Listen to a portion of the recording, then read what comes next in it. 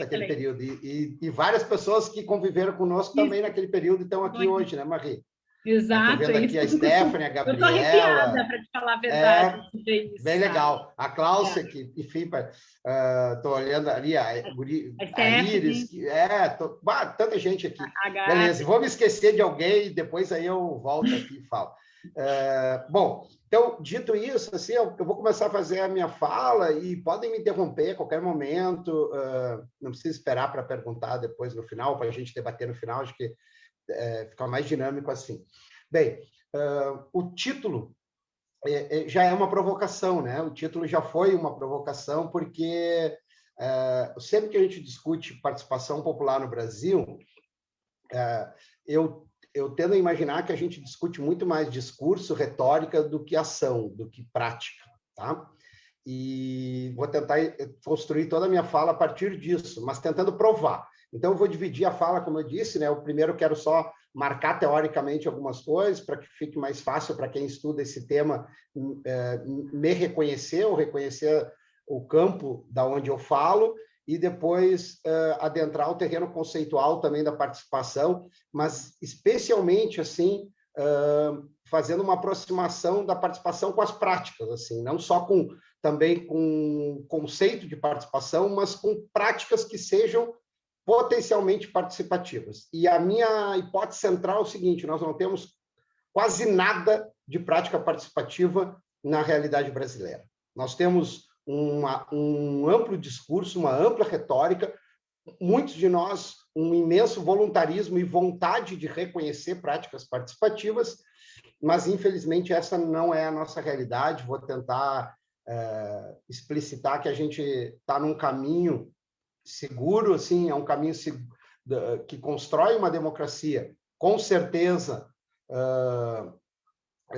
mais na linha de confrontar a representação, muito mais um incômodo com a representação como um modelo unívoco, mas com pouca construção. Então, depois eu volto a falar sobre isso. A questão democrática, então.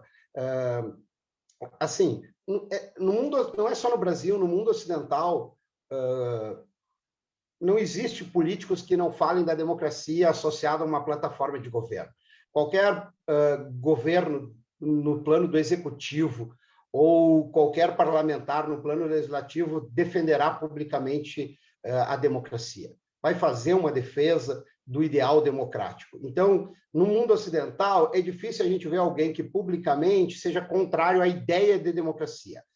Entretanto, há uma imprecisão conceitual nisso, ou seja, democracia não significa a mesma coisa provavelmente para nenhum de nós aqui. Provavelmente para nós, se a gente tentar chegar a um conceito, a gente vai ter divergências mais finas ou divergências até bem grosseiras. Para alguns de nós, pode ser que democracia seja só um processo de escolha de representantes. Eleger representantes basta para que a gente classifique um Estado como democrático.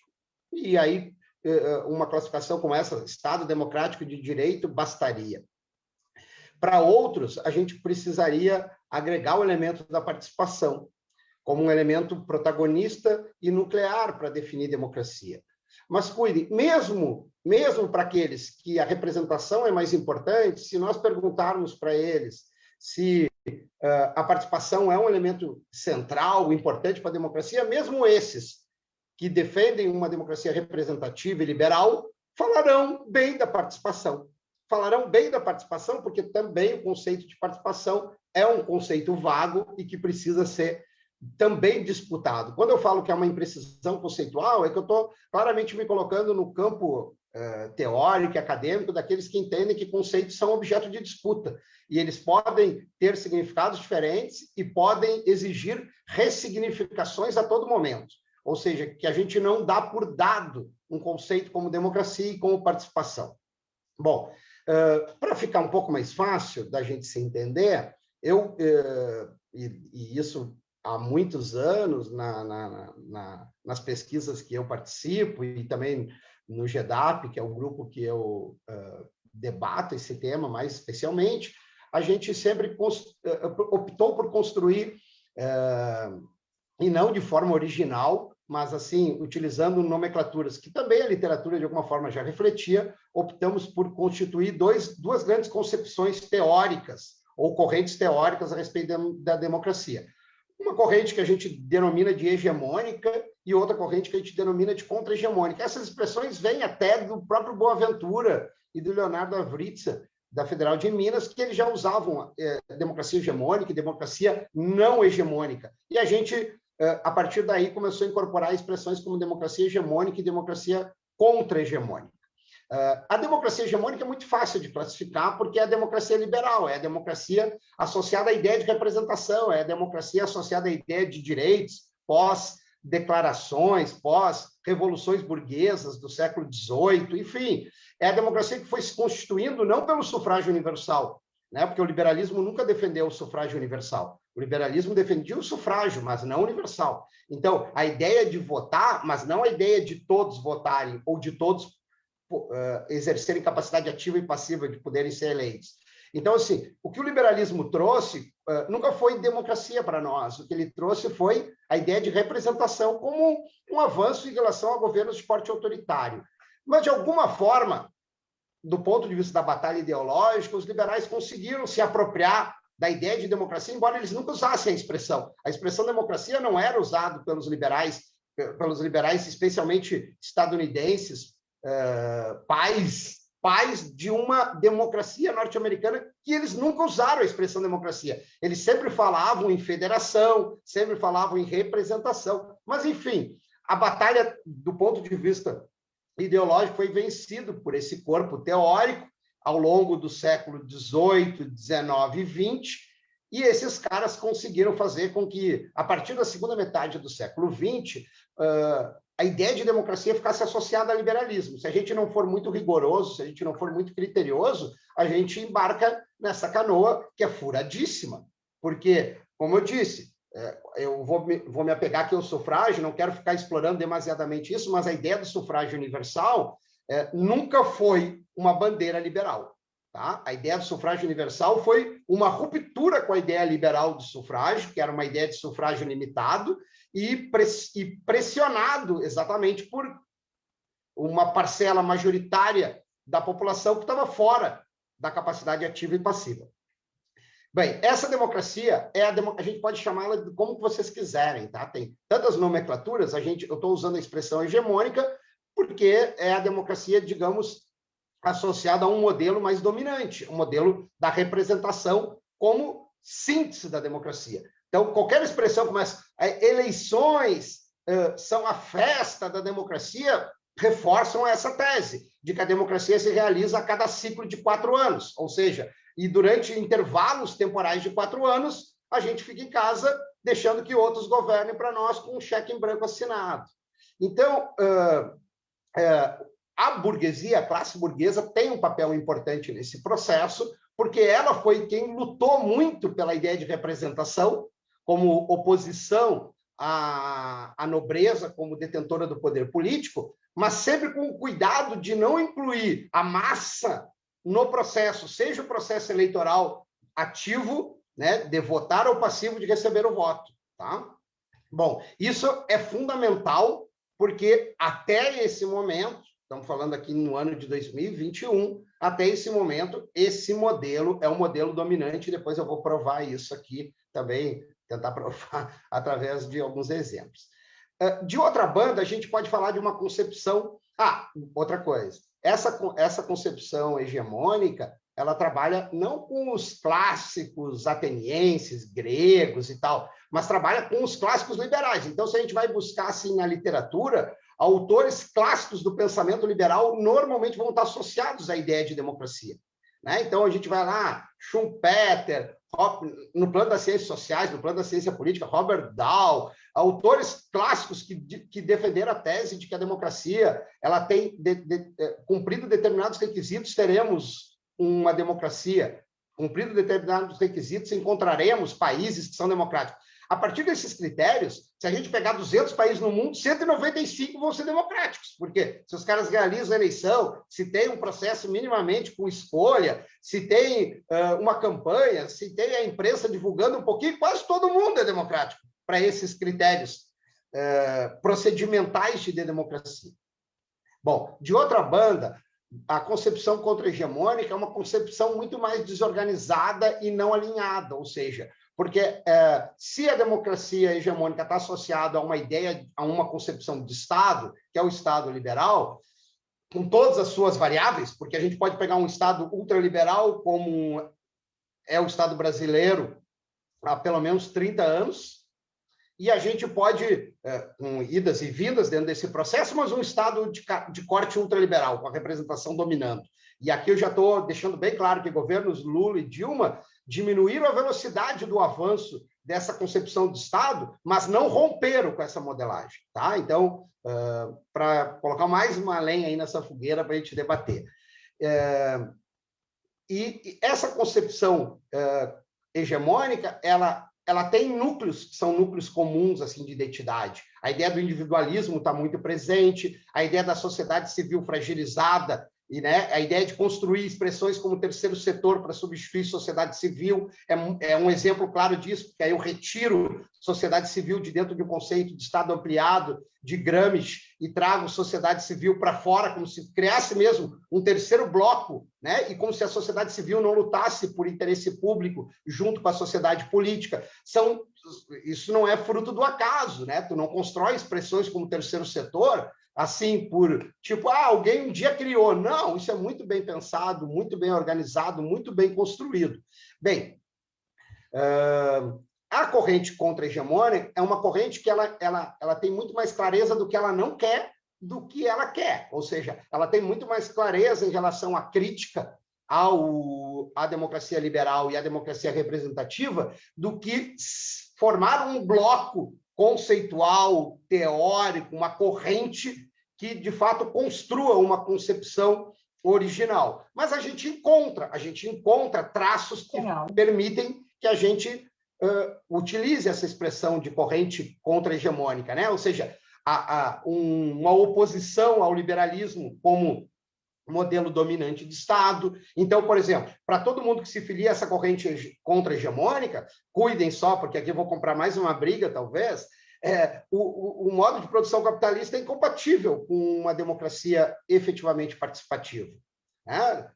Então, qualquer um que tenha algum tipo de apreço, ou mesmo tolerância ou convivência com o modo de produção capitalista como uma externalização do fenômeno liberal político, vai entrar num choque aqui onde ele vai ter onde eu estou propondo que ele faça uma opção, mas muitos não vão querer fazer essa opção.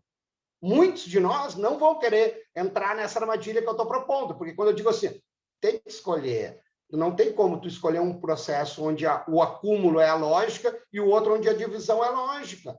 Né? A democracia participativa divide, o modo de produção capitalista estimula a concentração, tem que escolher. E muitos de nós vão dizer assim, não, por que eu preciso escolher?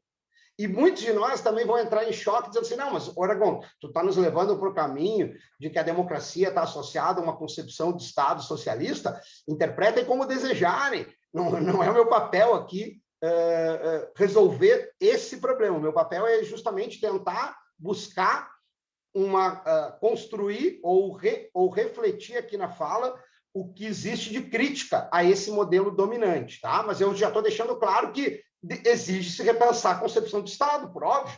Não dá para trabalhar com uma concepção de Estado onde o individualismo é centro do processo e achar que dá para incorporar a participação, porque cuidem, a participação não deve estar restrita à ideia de assuntos públicos. Se eu trago o valor participação como um valor relevante, é óbvio que isso vai entrar para dentro de uma empresa, por exemplo, e para dentro de uma propriedade privada. E é óbvio que o dono da propriedade privada vai olhar e vai dizer assim, putz, participação aqui? Como assim? Eu sou dono do capital, a decisão é minha. Como é que eu vou compartilhar decisões? Então, esse choque ele vai além da esfera pública. Muito bem. Sigo aqui, então. Essa concepção contra-hegemônica, ela parte da seguinte premissa, né? A participação é o elemento central, a representação é um meio. Ou seja, para quem se filia a uma concepção contra-hegemônica de democracia, Não significa descartar a representação, significa apenas colocar a representação no seu devido lugar. Qual é o lugar da representação? Ser um meio. Em sociedades complexas, populosas, precisaremos de representantes. Nem tudo se resolve, né, à luz da universalidade participativa. Então, a representação continuará sendo uma necessidade, mas o papel dela é o meio, né, e não o fim. Tá? Bem, dentro disso, a gente pode, então, avançar para a ideia de que temos que romper também com aquela premissa de que o ideal é uma democracia representativa e participativa. Vou lá e leio a Constituição e ela me diz isso: todo poder emana do povo, que o exerce por meio de seus representantes ou diretamente. Bom, começamos mal, porque começamos pela representação. Ó. Todo poder emana do povo, que o exerce por meio de seus representantes. Calma! Deixa os representantes no plano secundário, começa pela participação direta. Mas não, a nossa Constituição, claramente, por mais que ela tenha sido um sopro importante de renovação no final dos anos 80, e hoje a gente até tem as saudades da redação daquela Constituição de 88, frente a todas as atrocidades que essa Constituição sofreu ao longo de 30 anos, aquela Constituição partiu da premissa de reconhecer a representação como o modelo dominante. Se ela buscasse a participação como elemento nuclear, ela teria incorporado um rol bastante maior de práticas participativas no seu texto. Tanto faz da onde eu estou falando, cuidem só, agora eu trouxe para a questão constitucional, tanto faz se eu estou falando das ciências sociais, da ciência política ou sociologia, se eu estou falando do direito, se eu estou falando da administração pública, tanto faz, não importa o campo da onde eu parto para fazer essa discussão. A ideia maior é a ideia de trabalhar grandes concepções e conseguir reconhecer ela. Posso ter um discurso mais jurídico aqui, um discurso mais sociológico ali, um discurso mais associado à politologia aqui, ou associado à administração pública. Em seguida, eu vou chegar na área que eu mais tenho afinidade, que eu mais tenho apreço, que é a administração pública, porque ela tem que cumprir um papel importante que ela não vem cumprindo com relação à democracia. Bem, dito isso, feita essa primeira explanação, assim, da onde eu estou partindo, ficou claro para vocês que eu me filio à corrente contra-hegemônica, e a partir dessa corrente contra-hegemônica é preciso, então, agora ir para o segundo momento, que é definir participação. Para definir participação, a tarefa tampouco é singela, porque há uma confusão ou imprecisão conceitual, como quiserem. Para mim, confusão, imprecisão, de uma forma mais tolerante, serve também. Me parece que a participação, em sentido estrito, ou sendo rigoroso, ela exige dois requisitos.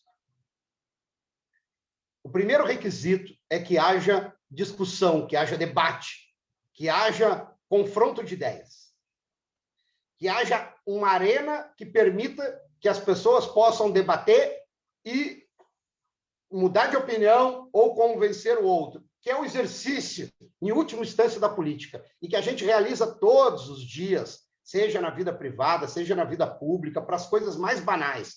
Né? Agora a gente está num processo de isolamento, mas se a gente saísse, 2, 3 pessoas fossem sair para almoçar, elas usariam da política para discutir onde almoçariam, o que comeriam, enfim, ou seja, a linha argumentativa que cada uma construiria, ou seja, a nossa vida é feita de política. Então, a participação, ela exige, primeiro, que haja um espaço, né, um espaço próprio para debate, para discussão. Tá?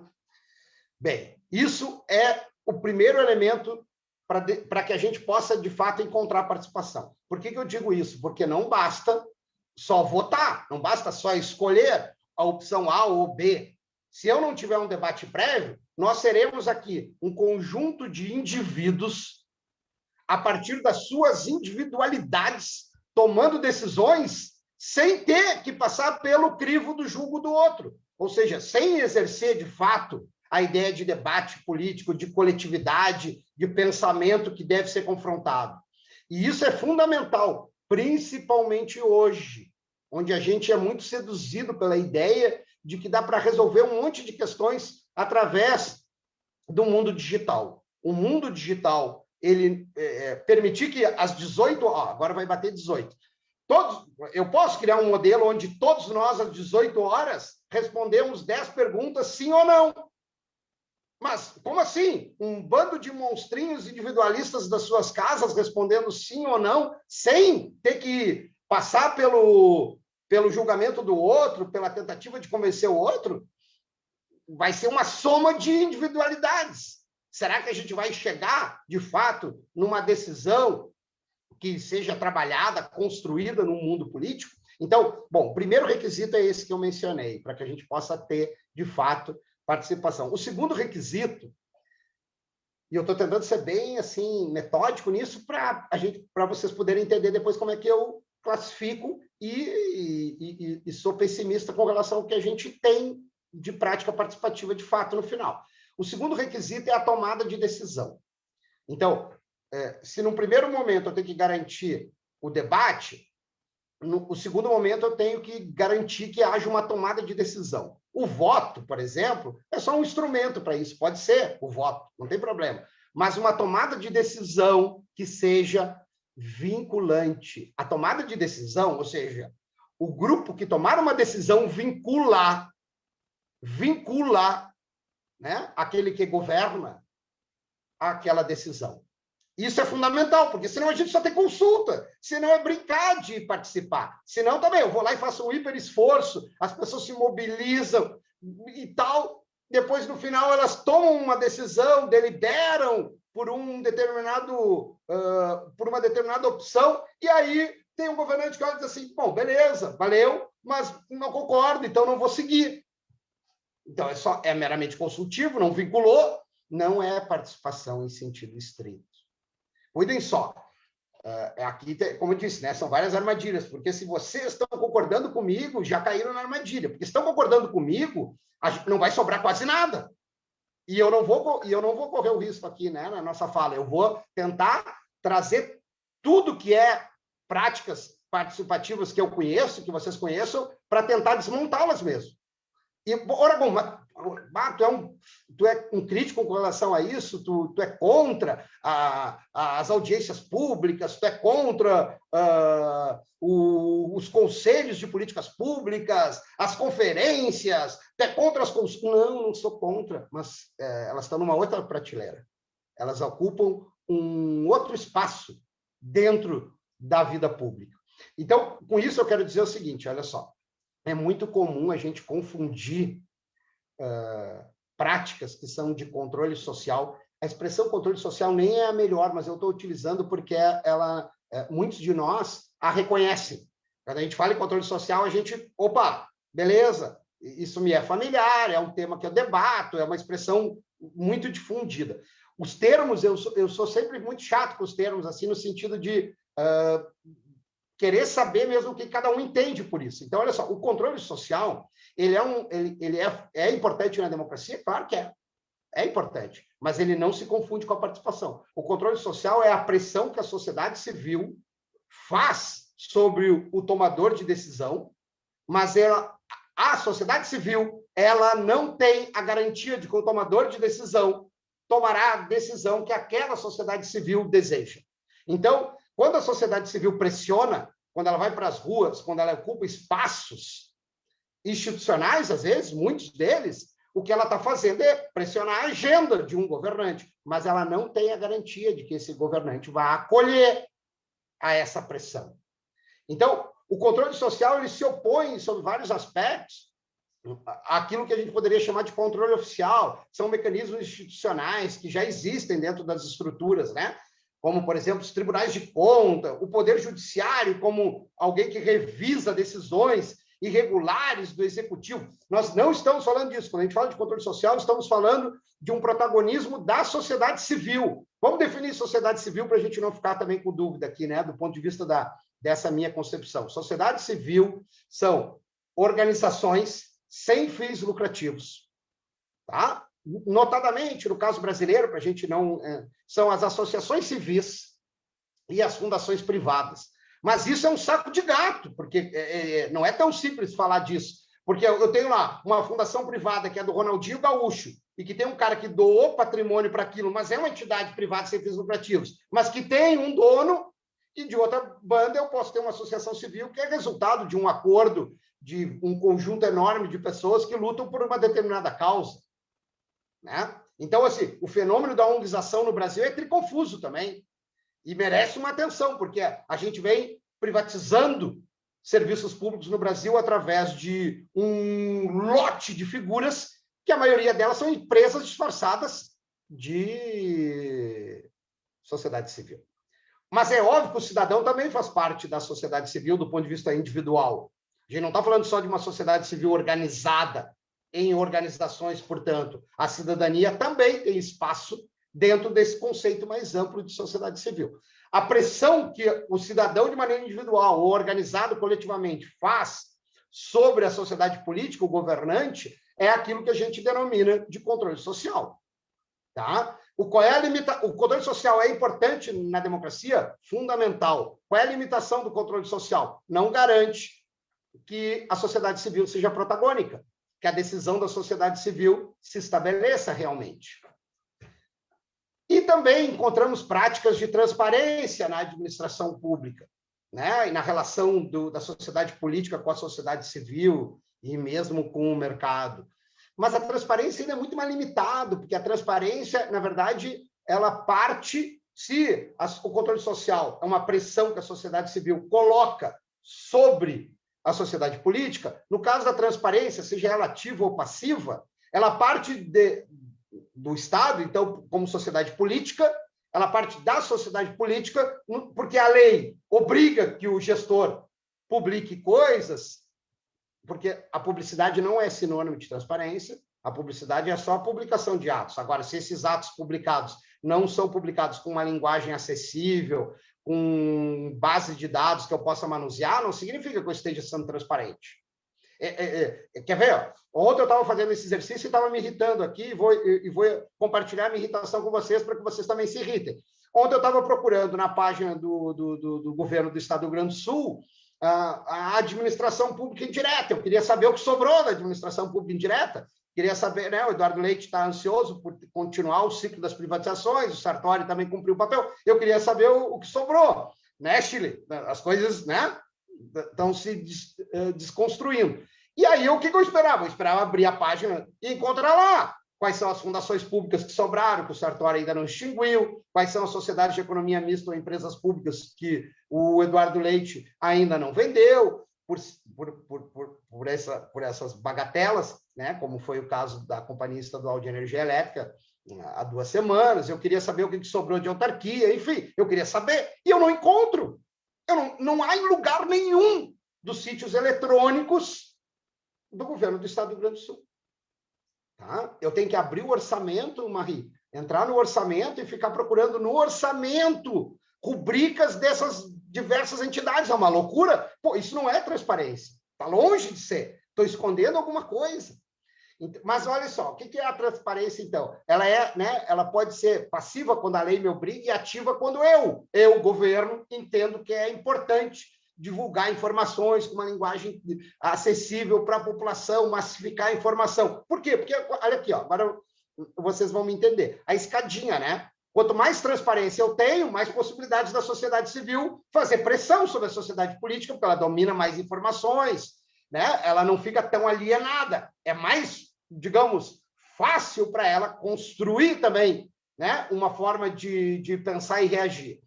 E é óbvio que uma sociedade com vários instrumentos de transparência e de controle social, em algum momento também vai construir um caminho para a participação, porque vai pressionar, vai se dar conta do seguinte: opa, aqui, ó, eu estou fazendo pressão, estou fazendo marcha.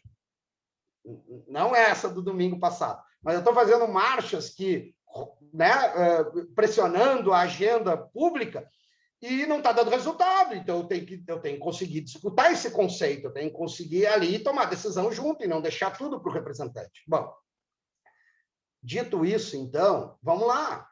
Vamos fazer um exercício mais prático, né? Eu sempre gosto de trabalhar o elemento teórico com a questão prática. Então, assim, ó, eu vou só iniciar o processo. E vou largar dizendo o seguinte: a gente não tem, no Brasil, nenhum mecanismo efetivamente participativo, exceto o voto do representante. Exceto quando a gente vota para escolher o executivo, os membros, os representantes do executivo ou do legislativo, ok? essa é a primeira provocação. Nada mais é participativo. Agora eu vou tentar explicar por quê, mas também vou interagindo. A Marie levantou o braço que queria falar. Diz aí, Marie. Como tu abriu a oportunidade para a gente interromper, já estou começando aqui. Aragão estava me lembrando de um trabalho que a gente fez, acho que uns 10 anos atrás, né? Estava me lembrando, da questão dos conselhos estaduais de saúde, lembra? Que a gente esteve olhando do site. Eu me lembrei dessa história que tu falou agora, dos sites, né? De procurar informação, enfim. Eu acho que, por incrível que pareça, 10 anos se passaram, eu não voltei a olhar aqueles sites de novo. Na verdade, acho que depois de 10 anos eu tive uma aluna de TCC, então foi tipo em 2010 que a gente fez, acho que tipo 2015 teve um aluno meu que também teve, e não tinha mudado nada, de 2010 e 2015, acho que já está na hora de fazer de novo essa busca, assim, tipo a cada 5 anos dar uma olhada, né? E aí me lembrei dessa história dos conselhos como um mecanismo, eu até coloquei aqui um equipamento legal, né, que de alguma forma poderia ser utilizado como um controle social, pelo menos esse foi o meu pressuposto, foi o nosso pressuposto quando a gente conversou naquela época, né, de que pode ser um mecanismo legal para a gente ter algum tipo de controle social, mesmo que, enfim, a gente sabe que ele é mais consultivo do que, de fato, deliberativo, né? Mas ele existe na Constituição, que eu saiba, ainda não tiraram, né? Não sei, porque tem tantas mudanças que eu não estou conseguindo tudo. Então, eu não sei, queria que tu falasse um pouco sobre isso, daqui a pouco ver qual é o teu ponto de vista sobre isso, enfim, só para... Beleza. Quando começou... Tranquilo. Quando começou a falar, eu estava lembrando daquele nosso artigo, eu pensei, putz, será que eu vou entrar numa contradição aqui? E aí, não, aí, conforme a gente estava conversando, tu estava falando e estava relembrando, e eu estava dizendo, não, ainda bem, estamos... Não é uma contradição, continua, eu acho que só reforça... isso aí, a gente continua... Só reforça o teu argumento, na verdade. Isso, reforça o argumento. E que 10 anos se passaram e continua a mesma coisa, ou pior. Vamos lá, vamos começar pelos conselhos, então. Vamos começar pelos conselhos. E eu sempre, quando começo a falar dos conselhos, eu tenho que ter cuidado, porque muita gente me ouve falando dos conselhos e diz assim, o Aragão é contra os conselhos. Não sou contra os conselhos, ao contrário, defendo os conselhos. Aliás, a gente fez um trabalho por causa disso, né, Marie? Porque a gente entendeu que os conselhos, naquele momento e hoje, aliás, regrediu, tá, Marie? Do ponto de vista do papel dos conselhos, hoje... A regressão é enorme, não só do ponto de vista do controle social, como da transparência. Está cada vez mais difícil de ver os conselhos conseguindo exercer o seu papel de controle social e de ter acesso às informações também dos conselhos. Mas vamos lá. Por que o conselho não é um mecanismo de participação e por que ele é um mecanismo mais relevante de controle social? O primeiro passo é entender o papel de um conselho. O conselho, por óbvio, ele é formado por conselheiros. Então, pronto, a gente já está trabalhando com representação. Tá? Então, assim, às vezes, o óbvio tem que ser dito para não ficar, né? Depois parece que o cara tirou da cartola. Os conselhos são mecanismos de representação, ponto. Mas são mecanismos de representação da sociedade civil pela paridade. Excelente, um baita de um avanço, porque a gente não tem isso, por exemplo, na escolha de representantes do legislativo ou do executivo. A gente não tem, né? Na Câmara de Vereadores não está definido que metade dos vereadores, pelo menos, tem que ser oriundos da sociedade civil, de associações e tal. A gente pode ter uma Câmara de Vereadores derivada do mercado. Então, o fato dos conselhos terem a exigência da paridade é um baita de um avanço. Mas por que eles são mecanismos de controle social? Porque, via de regra, a maior parte dos conselhos e das suas competências são meramente consultivas. Ou seja, elas não vinculam o executivo, né? Elas são um mecanismo importante de pressão, mas não vinculam. Tem tantos exemplos aqui, eu estou olhando aqui, lembrando de gente que já escreveu sobre isso, que já falou sobre isso, né? Mas, assim, naquele período, Marie, em que nós, por exemplo, tu deixou a UERGS um pouquinho antes de mim, e que eu deixava a UERGS também para ir lá para a URGS, era o momento em que o IMES, o Instituto Municipal de Estratégia de Saúde da Família, estava sendo criado em Porto Alegre. Isso. E o IMES é um exemplo disso. O Conselho Municipal de Saúde disse assim, primeiro que ele nem foi consultado. Ele nem foi consultado. O Fortunati nem o consultou. Mas, assim, segundo, quando a Câmara de Vereadores devolveu para o Conselho Municipal de Saúde o projeto de lei do IMS para que ele se manifestasse, para que o Conselho se manifestasse, o Conselho se manifestou dizendo, por ampla maioria, que era contrário à figura do IMS. E o prefeito disse assim, ok, valeu, mas eu tenho maioria na Câmara de Vereadores, vamos embora. Segue o barco, entendeu? E governos, e a gente tem uma dominância de governos que tem completo desprezo pelos conselhos. Completo desprezo. Mas o importante aqui é separar esse joio do trigo. Os conselhos são importantes para uma democracia? São. Mas a gente não pode desejar ou querer que eles sejam mais do que eles são. Pô, ainda não usei nenhuma das minhas... Eu gosto de fazer trocadilhos, algumas expressões aqui. Às vezes eu brinco e o cara não entende, mas vamos lá, prefiro contar piada e racial. Cavalo não voa, conselho não é mecanismo de participação. Não adianta a gente querer que seja, né? Então, assim, o que a gente espera do conselho? Que a sociedade civil tenha assento, que a sociedade civil, de fato, seja escolhida, porque também não adianta eu ter representações fixas num conselho. Não adianta eu ter lá uma lei que define assim, a ONG tal tem assento, e isso é permanente. Durante 30, 40 anos continua aquela ONG tendo assento, mas só um pouquinho a sociedade civil não se modificou. Então, assim, eu tenho que também rediscutir a própria estrutura dos conselhos.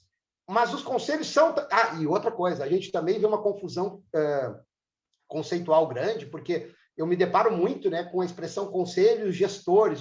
Conselho não faz gestão nenhuma. Né? Não pode ser gestor, portanto. Tá? Ele não faz a gestão. Quem faz a gestão é o executivo. O que o conselho faz é esse controle que de forma dominante é consultivo e, eventualmente, a gente encontra nos conselhos, que podem ser em âmbito municipal, estadual ou federal, a gente encontra alguma competência deliberativa no sentido de vincular o governo. Mas por que... mas assim, quando houver essa competência vinculante, então não seria um mecanismo de participação? Não, porque lá temos representantes, não temos a universalidade. Lá são representantes que vão se manifestar, né, nesse sentido ou naquele sentido. Beleza. Tô aqui, peguei aqui a onda da Marie e vou continuar aqui. As conferências de políticas públicas, que o executivo é obrigado, a cada 4 anos, chamar para fazer um debate, avaliar o ciclo de políticas públicas anterior e propor, né, novas políticas públicas para um ciclo futuro. Mesma coisa, não vincula o governo. Cansei de estudar conferências onde a sociedade civil vai lá, se mata, delibera, debate, e depois o governo olha e diz assim, das 38 proposições que vocês fizeram, a 1 e a 3 eu vou acolher, as outras não. Então, a gente vai ter governos, às vezes, mais suscetíveis, porque governos que até têm um apreço maior por conferências de políticas públicas, porque valorizam esse espaço da sociedade civil, mas eu tenho outros governos que desconsideram em absoluto. De um jeito ou de outro, tanto faz se o governo tem apreço, que um governo olhe e diga assim, eu vou adotar as 38 medidas que vocês votaram aí. Não é vinculante. Esse governo pode adotar, outro pode não adotar. Então, as conferências são mecanismos importantes de controle? São. São participação? Não, que não vinculam. Pô, vamos falar do orçamento participativo. O que é o orçamento participativo? Vários de nós que lutamos pelo orçamento participativo, que participamos de plenárias de orçamento participativo, que ajudamos a construir, teoricamente, o orçamento participativo, que a cada ano avançamos na construção das listas tipo, enfim, tal. Muitos de nós, não todos, nesse caso, eu sempre fui voto vencido e sempre tratado de muito formalista nos debates, eu lutava e dizia assim, não adianta a gente só lutar pelo orçamento participativo e achar que isso é uma conquista da sociedade civil. Tem que institucionalizar isso, tem que botar na lei orgânica do município, colocar na Constituição Estadual, colocar na Constituição Federal.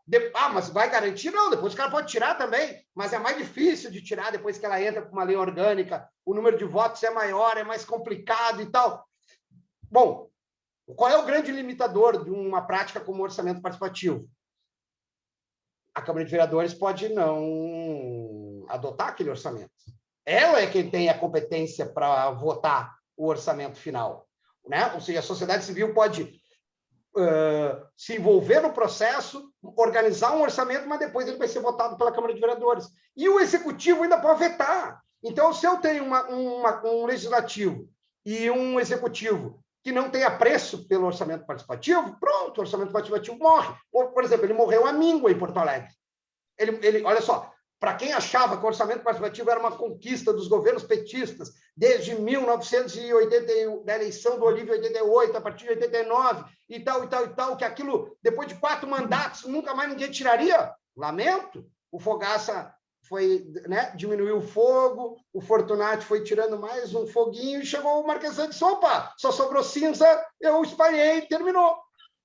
Então, assim, a gente tem poucas experiências de orçamento participativo colocados em leis orgânicas, em Constituição estadual nenhuma, né? E quando isso é para ser vinculante, eu tenho que colocar na lei e obrigar a Câmara de Vereadores, tem que ficar. E mais ainda, o orçamento participativo sempre debateu só investimentos, nunca o custeio, nunca discutiu o salário dos servidores, como é o meu caso, o servidor público, nunca discutiu o custeio da máquina. Ele sempre teve limitado a investimento. Ele podia, ou seja, é uma prática de controle social importante? É uma prática com potencial para chegar a ser uma prática participativa? Evidente, mas temos que construir.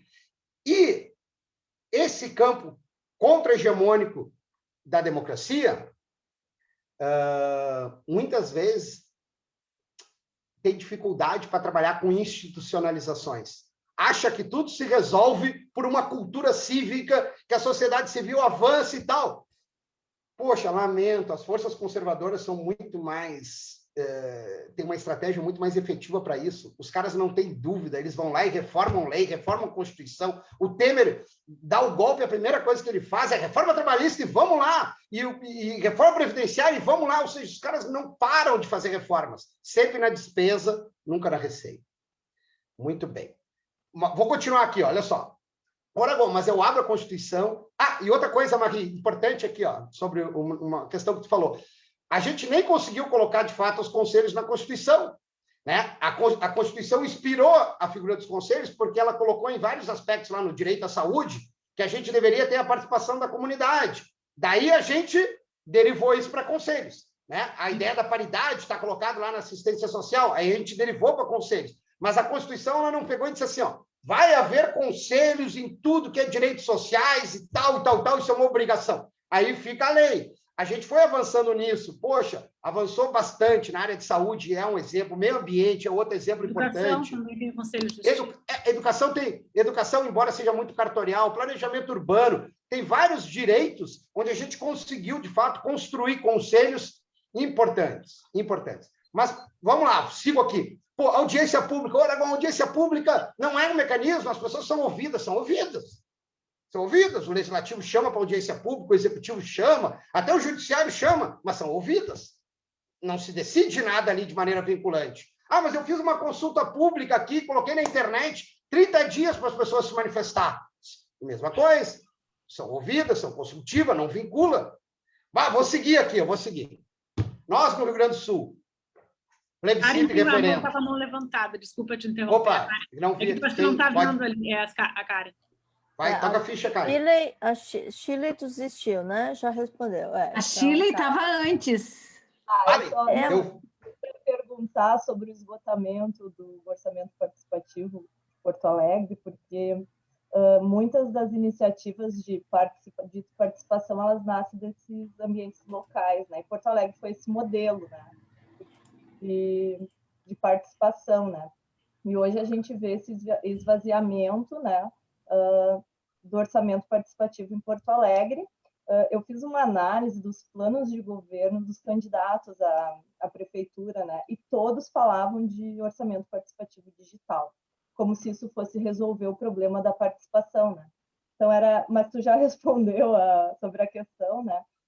Enfim, o problema que é tentar resolver a participação somente tentar resolver, ou, enfim, a participação pelo modelo digital, sendo que a gente não tem nem a base, enfim, para fazer isso na sociedade, né, como um todo. A Karen queria falar também, aí depois eu só complemento. A minha questão, eu não sei se está exatamente, não está exatamente no assunto, é que eu queria muito te aproveitar aqui, porque tem um conceito que eu acho bem importante, que eu queria ver como é que tu vê a diferença entre participação e colaboração cidadã. Se tu vê diferença entre esses dois conceitos e qual a diferença entre eles? Beleza. Vamos lá. Bom, acho que Shirley, acho que né, eu ali avançando na fala sobre orçamento participativo, acabei te respondendo. Assim, isso também, olha só, também é culpa de governos que têm mais apreço por isso, porque isso começou lá no Tarso Genro, no governo estadual, né? E começou lá no gabinete digital, apostando todas as fichas de que a gente criaria uma sociedade digital. Aliás, ele achava que ia ser eleito, porque a sociedade digital em que ele circulava dizia que ele ia ser eleito, mas a realidade mostrou que ali a gente tinha um universo limitado da população, né? Ou seja, que a exclusão digital existe e que o fato da gente estar hoje interagindo também digitalmente não significa que a gente esteja acessando determinados serviços ou fazendo debates com o uso de recursos digitais.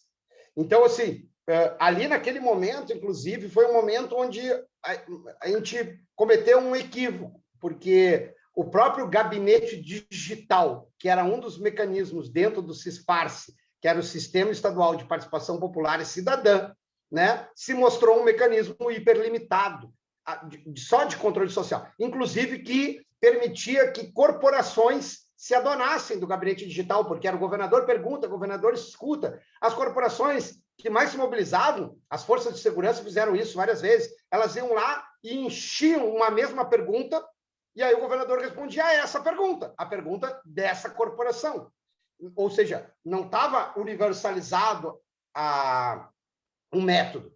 Bem, então, mas o elemento central, Shirley, para mim, é o fato de ele nunca ter sido vinculante. Quando ele não é vinculante, ele tem essa limitação. Mas esse é um mecanismo que tem potencial de se transformar em mecanismo participativo, sim, tem. Mas o método é tão importante quanto a tese, quanto a teoria. Se eu não consigo derivar a teoria para um método, eu fracasso. Nós, da administração pública, sabemos o quanto o método é fundamental, né? O que fazer. Então, o que fazer é fundamental, senão essa discussão fica no plano da ciência política, no plano do Estado. Discute-se o Estado e tal, mas aí, como é que vai operar isso e implementar? Ah, não, isso eu vejo depois. Não, isso é tão importante quanto a ideia, que é o como. Bom, vamos lá. A Karen ali fez um questionamento, né, sobre a questão da colaboração. Eu tenho uma baita dificuldade com esse termo, vou te confessar. Porque eu acho que é um termo que ele tem que ser disputado mesmo. Talvez eu que tenha uma resistência a querer fazer essa disputa.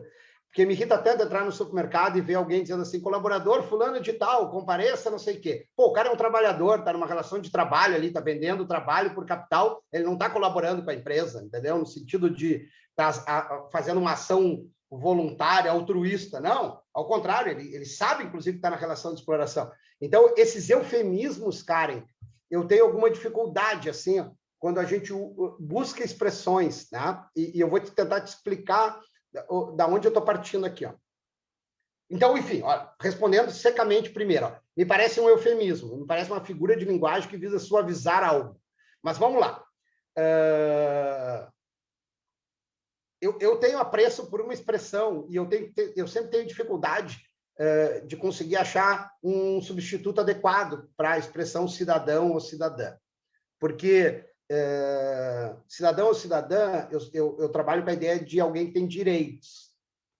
É um titular de direitos. Então, se algum direito está sendo fragilizado, vilipendiado, o conceito mesmo de cidadão ou cidadã, ele está sendo mitigado, sendo diminuído, sendo retirado. Então, assim, expressões que antes a gente usava com frequência nos anos 90 e vem usando ainda, e às vezes de forma a não refletir sobre elas, como usuário que a gente usa no sistema de saúde, usuário do SUS, não usuário. Pô, agora todos nós na pandemia nos demos conta que essa expressão não faz nenhum sentido, porque usuário denota um não usuário, cliente denota um não cliente, consumidor denota um não consumidor, cidadão não tem um não cidadão. Então, cuida só, qual é a armadilha que está por trás da tentativa de criar uma expressão como colaborador? Mesmo que eu adjetive para poder materializar isso mais claramente. Tem um não colaborador também. E quando a gente trabalha com a ideia de participação, a gente está partindo da premissa da universalidade. Esse é um elemento que é fundamental, a universalidade, a tentativa de garantir universalidade. O cidadão não tem como retirar dele, né, a condição de não cidadão. Eu não tenho como excluir alguém. Posso ir para uma discussão jurídica, técnica, tecnocrata, chata, daquelas assim, cara, tipo, o cara que não tem direitos políticos não é cidadão. Mas, poxa, isso é uma visão exclusivamente jurídica. Né? É óbvio que uma criança de 8 anos vai exercer a sua cidadania diferente de um adulto de 23, 25 anos, é óbvio, que vai precisar de uma representação, uma tutela dos seus pais. Mas, assim, ó, eu posso avançar mais sobre isso, se tu desejar, porque eu não quero também te responder assim, ó, eliminando só o conceito, dizendo o seguinte, é um eufemismo, uma figura de linguagem mais prejudica do que ajuda, ponto. A gente pode pensar em exemplos e, a partir de exemplos, tentar fazer esse diálogo avançar, se tu desejar, tá? É que eu não sei se eu te satisfiz assim, com a minha resposta, ou se a gente tem um campo aqui para continuar um pouco mais. É que tem alguns autores que fazem, principalmente na área de governo aberto, que fazem essa distinção, né? Eu já vou chegar aí. Estou indo devagarinho, porque assim, ó, eu sou um cara que defendo o governo aberto, mas entendo que o governo aberto não é a solução. O governo aberto é um meio também. É mais um processo, é mais um caminho. Então, às vezes, eu temo pelo debate do governo aberto quando a gente confunde governo aberto com a ideia de participação. Tá? Claro que a gente, quando discute governo aberto, a gente já está... é muito melhor discutir governo aberto do que discutir governo eletrônico, lá nos anos 90. Mas não significa que a gente consiga, com o debate proposto pelo governo aberto, chegar na participação. Eu tenho um amigaço, Karen, tá? Que é o Álvaro Ramírez, que é um chileno, que estuda muito governo aberto. Como imagino vocês, assim, por tudo que eu conheço da Marie, todos os estudos dela. E eu sempre brinco com ele, Álvaro, assim, ó, beleza, velho, só não, a gente se depara volta e meia em congressos, né? E a gente tá junto, os congressos do CLAD, na América Latina, para a administração pública, e eu digo assim, é que não dá para vender a ilusão de que a gente consegue resolver os problemas da participação com o governo aberto. O governo aberto, ele soma, ele contribui para esse processo. Ele ajuda a avançar no controle social e na transparência. Por exemplo, olha só, eu vou continuar aqui, Karen, mas eu acho que esse é um tema que vai aparecer mais adiante aqui, tá? Se eu falar das cartas de serviço ao cidadão, agora renomeadas como cartas de serviço ao usuário, né? Porto Alegre tem a sua, onde eu coloco o conjunto de serviços públicos que o Estado presta e prazos, informações sobre aquele serviço. Pô, isso é um baita avanço, mas é um avanço de transparência, né? Isso não significa que as pessoas participem da gestão, porque tem uma carta dizendo um rol de serviços e quais são os requisitos para aquele serviço ser realizado. A ouvidoria, o que é uma prática de ouvidoria? Né? Ela pode ser uma prática de transparência, uma prática de controle social, quando eu faço perguntas, quando eu provoco, mas é isso, não posso querer que seja mais do que isso. Eu posso falar aqui, ó, ia falar do referendo e do plebiscito, né? Porque é um tema importante para nós no Rio Grande do Sul. Referendo e plebiscito tem potencial de práticas participativas? Tem, mas do jeito que eles estão regulamentados no Brasil, não, né? Porque, pega ali, ó, não vou aqui, eu vou usar o meu exemplo, tá? Porque aí ninguém fica melindrado. Pô, eu sou um cara de 50 anos, eu voto há 32 anos. Eu participei de um plebiscito nacional e um referendo nacional. Ponto. Ponto. Tá? Ou seja, a relação da sociedade política comigo é no voto a cada 4 anos para a escolha de representante. Eu sou completamente desprezado. Eu, como cidadão, eleitor, como quiserem, sou completamente desprezado. Ou seja, então não adianta eu ter um mecanismo do referendo ou do plebiscito na Constituição se quem decide se vai haver um referendo ou um plebiscito é o Legislativo. E o Legislativo diz assim, não quero, porque a competência é minha e eu não vou compartilhar. Recentemente eu participei de um debate com o Sérgio Turra, que é o deputado estadual, autor do projeto de lei que visa retirar o plebiscito da privatização da Corsã, do Banrisul e da Procergs. Porque o da CE eles conseguiram, Chile, né? Tá? Lá em 2019, com o Eduardo Leite. Então, assim, plebiscito e referendo são mecanismos onde a população, de maneira universal, poderia decidir por isso ou por aquilo? São, mas se eles estão regulamentados de uma forma que a gente não tem isso como prática, não é uma prática participativa. A figura do recall, que é a possibilidade de retirar uma candidatura, né, retirar um membro do Legislativo ou do Executivo do seu mandato, a gente não tem no Brasil. O referendo revogatório, a gente não tem. Até os norte-americanos, até os estadunidenses têm, a gente não tem. Eles têm isso em vários estados, a gente não tem. Né?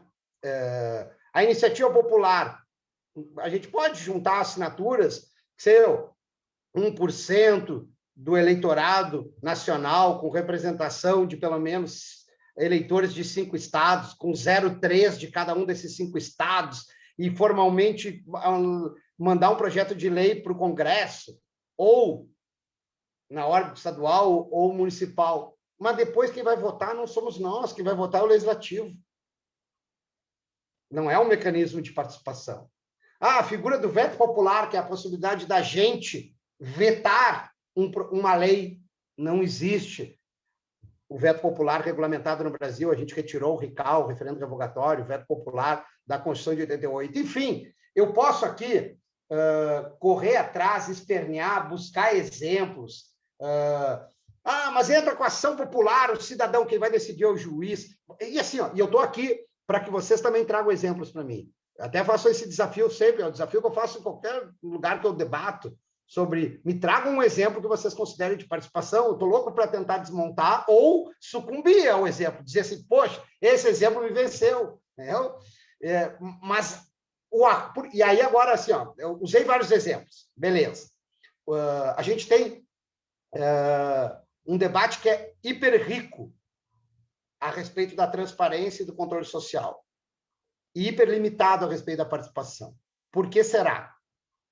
Agora, olha só, para reflexão, né? Para refletir. Por que será que a gente consegue debater, avançar, ter espaço para discutir transparência e controle social? Porque a transparência e o controle social podem questionar, podem provocar, podem incomodar, mas elas não derrubam o modo de produção capitalista e o marco liberal de pensamento. Elas não derrubam, elas não confrontam a ponto de serem uma ameaça real e concreta. O controle social, eu posso organizar uma hipermarcha, mas olha só, eu vou lá e faço as marchas de junho de 2013, um ano antes da Copa, e pressiono a agenda pública. Poxa, a Dilma demorou um ano para propor o Sistema Nacional de Participação Social. E nesse sistema não havia nenhuma prática nova, inovadora, nenhum avanço. Mas um ano para poder reagir àquela... Né? E eu tinha ali, por óbvio, um executivo que tinha, a gente gostando ou não, então, mas tinha uma sensibilidade maior, um olhar mais, digamos, associado à ideia de que a sociedade civil tem um papel importante. Hoje a gente não consegue... Hoje é impensável. O cenário atual é impensável a gente construir até avanços dentro do controle social da transparência. Ao contrário, o governo Bolsonaro, o vice-presidente, há meses atrás, estava querendo alterar a lei de acesso à informação para ampliar as informações sigilosas, secretas e ultrasecretas, no sentido de permitir que um segundo escalão pudesse definir o que é sigiloso, secreto e ultrasecreto.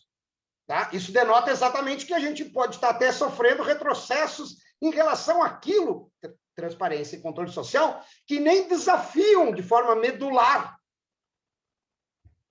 um modo de produção capitalista e o Estado liberal, no sentido mais amplo da palavra liberal, né? Pode ser ultraliberal, ou pode ser um Estado de bem-estar social, tanto faz, está dentro dos marcos do liberalismo, de defesa da livre iniciativa, do individualismo como protagonista, tanto faz. Mas esse é um ponto importante aqui de reflexão. O debate avança na transparência e no controle social, e agora não é o melhor momento mesmo, a gente tem um retrocesso, mas ele avança, a gente consegue ter, inclusive, mais recursos, né, do ponto de vista, nós, da área de pesquisa, até para... Há interesse em avançar nesse debate. De novo, o governo Bolsonaro é como se a gente tivesse um retrocesso em todas as áreas, mas, assim, mesmo dentro de um marco liberal, controle social e transparência, a gente consegue avançar nas pesquisas sobre isso, consegue avançar nos instrumentos, consegue incorporar um conjunto maior de práticas, inovar, porque o limite dele é desafiar a tomada de decisão. Eles não chegam lá na tomada de decisão vinculante. Pô, Aragon, não te interessa o debate a respeito do controle social da transparência? Não, é óbvio que me interessa, porque eu não entendo que a cidadania se instaura de uma hora para outra e a gente salta de uma alienação absoluta para uma participação. O processo de construção da participação é um processo, ele está em construção. Transparência, controle social são decisivos para que a gente, de fato, lute por uma prática participativa. Por quê? Porque todo aquele que não defende as práticas participativas, que tem dúvidas, que tem medo da decisão da maioria, mesmo aquele que tem pânico da maioria. Por exemplo, eu tenho pânico de um plebiscito por pena de morte. Eu tendo a imaginar que a maioria votaria sim, e eu tenho uma posição contrária à pena de morte. Bom, mas o que é o meu valor, a ideia da democracia participativa? Vamos para a disputa, vamos para o debate, com todos os riscos que isso... Eu não quero me agarrar num garantismo e dizer assim, não, bom, então eu vou ficar com medo aqui, agarrado nessa cláusula pétrea e pronto, nunca vamos mexer nisso aqui. O debate, portanto, da participação, muita fumaça e pouco fogo, é porque o termo é usado por todos nós, o termo é usado por todos os governantes, mas quando a gente peneira, não sobra nada. Pô, é uma visão nihilista, é uma visão, poxa, pessimista, cortar os pulsos quarta-feira de noite, ainda mais na pandemia, que horror. Não, ao contrário. Na verdade, a forma como eu enxergo isso e como eu trabalho isso academicamente é lutar para que a gente rompa com mecanismos meramente de controle social e de transparência e avance sobre a participação. E avançar não significa descartar os mecanismos de controle social e de transparência, significa reconhecer a relevância deles, significa reconhecer o papel fundamental que eles têm e que eles colaborarão para uma participação efetiva. Mas a gente também não pode ser ingênuo de achar, e aí a confusão, a imprecisão conceitual, de que só defender mecanismos de controle social e transparência nos basta. Eles não são o suficiente para uma ruptura. Não são. Claro, estou falando da perspectiva de quem entende que tem que romper, que a gente vive num país desigual, e a participação, e isso é algo importante, eu não poderia terminar de falar aqui sem dizer isso claramente, a participação ela só tem sentido se ela tem o objetivo de transformar. Se eu não entendo a participação como um elemento transformador da realidade, aí é só um fetiche. Então, num país desigual como o Brasil, a participação ela tem o potencial de transformação, de superação da desigualdade, de diminuição da desigualdade. Se eu não acreditar nisso, não luto pela participação, então vou gastar minhas fichas em outras coisas, em outros instrumentos teóricos.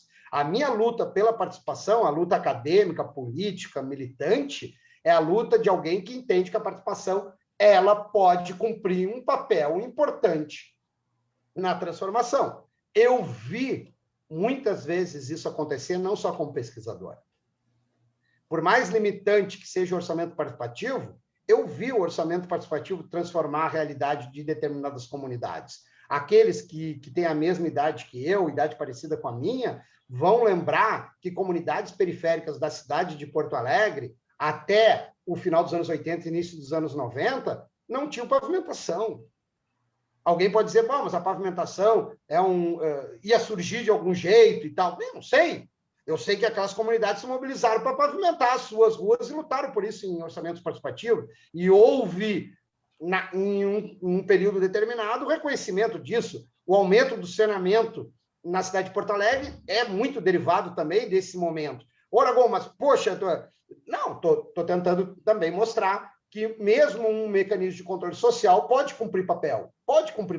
Não era vinculante, mas dentro de um arranjo institucional, dentro de uma mobilização social, cumpriu um papel importante. Tá? Fico aqui, estou à disposição agora, senão eu continuo falando. Tá bem, não, mas a gente tem um tempinho ainda. Não, está excelente. Eu fico bem feliz, além do teu convite, do convite a ti, da tua presença aqui, que tenha dado certo aí a transmissão no Facebook do nosso grupo de pesquisa, porque a gente pode revisitar depois e ouvir pedacinhos, e outras pessoas também podem fazer isso. Bom, no nosso grupo de pesquisas aqui, a gente não tem ninguém estudando diretamente transparência, né? Isso aparece um pouco no trabalho da Shirley, no da Cláudia, acho até que mais notadamente no da Cláudia, mas de uma forma ou de outra, mestrandos, doutorandos estão no entorno desses temas, né? Estudando governo digital, cidades inteligentes pela ótica menos tecnológica, né? Menos de que a tecnologia faz a mágica. Então, a minha pergunta é que tipo de recomendação, com a tua experiência de tantos anos nesse tema, tu daria para esses alunos fazendo dissertação ou fazendo tese, para ajudar eles a identificar quando é fogo ou quando é fumaça, né? E até uma agenda de pesquisa, né? Que temas, porque, enfim, tem pessoas aqui nos acompanhando, pessoas que eu não conheço, o que é ótimo, que se retornem. Os encontros são abertos a todos, né? Mas o que é importante pesquisar hoje nesse assunto, nessa área, para fazer a nossa contribuição nessa caminhada que tem sido um pouco complexa, né? De fato, os avanços eles não têm sido muito motivadores. Então, se tu pudesse comentar alguma coisa nessa linha. Eu posso, e também vou só iniciar isso, né? Se alguém quiser. Eu acho que assim, a pergunta que a Karen fez em dado momento, ela é uma pergunta central, tá? Porque a gente está num cenário onde conceitos que parecem dados, eles são objeto de disputa, tá? A gente tem, assim, dentro de um marco, de um perfil de Estado amplamente liberal, tá? Cada um se filia como quiser isso, né? Eu uso a expressão ultraliberal, mas, assim, o Estado liberal, a gente tem, sempre quando a gente está pensando na ideia da transparência, a gente está pensando que isso se realiza, sempre tem que ter um mediador disso, né? E o mediador, o Estado é um ente abstrato, o mediador é a administração pública, tá? Então, assim, a administração pública como um meio do governo, né? Como o braço do governo, tá? Então, assim, poxa, aqui, a Shirley vai lembrar disso, a gente conversou tanto sobre isso anos atrás, no passado, a Luzia também, em cadeira lá comigo, deve ter sido atormentada por isso também. Ali eu devo ter bombardeado eu vi aqui que estava a Ana Daniele em dado momento, vários colegas assim, com quem eu convivi bastante, né? E eu devo ter atormentado eles muito durante bastante tempo, dizendo o seguinte: não dá para pensar uma teoria de administração pública, e aí vou chegar em seguida na transparência, sem conectá-la com uma concepção de Estado. Eu estarei cumprindo um desserviço e sendo ingênuo e talvez sendo mais um daqueles que trabalha sem enxergar o todo, assim. Pô, eu não quero aqui trabalhar com o sentido de premissas reveladoras, mudou o paradigma. Não, não. Apenas dizendo que toda concepção de administração pública e de governo, né? Porque o governo é isso, o governo ganha com projeto político e ele tenta implementar um modelo de Estado. Para isso, ele vai constituir, né, políticas associadas a essa sua concepção.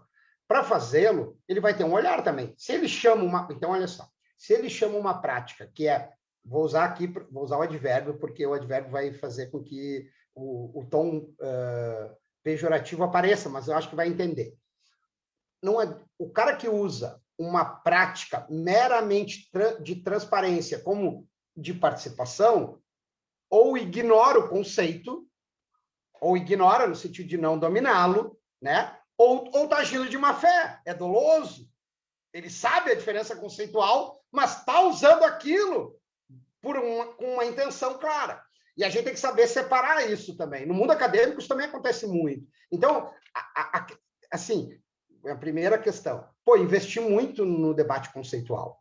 Investir muito em quem defende. Eu lembro, assim, eu vou aqui, ó, eu lembro de anos 2000, início dos anos 2000, num encontro, assim, eu estava falando sobre participação na gestão pública e tal, e a necessidade de ter uma administração pública alternativa, um modelo gerencial, que é um formato do Estado ultraliberal, e é um modelo dominante no Brasil, e é o modelo gerencial que trouxe a overdose, digamos, de ferramentas de transparência renomeadas de participativas, é isso, tá?